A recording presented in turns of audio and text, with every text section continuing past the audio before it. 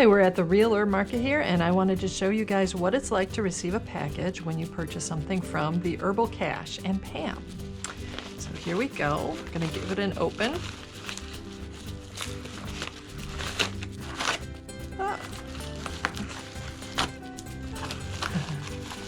There we go. Oh, ooh.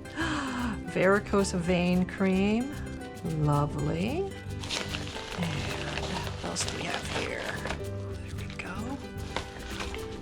And we've got our thank you or invoice, I assume. Yep, thank you for your orders. The varicose vein cream, and we've got 2 more bottles here, so let's take a look.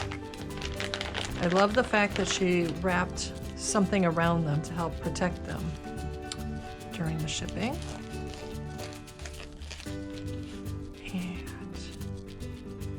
We have stinging nettles tincture. That's easier. And bone set tincture. Lovely.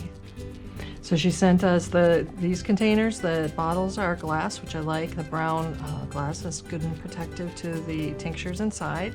And then this one is nice and lightweight. It's a PET plastic. So it is still reusable, and it's much lighter weight, and it won't break.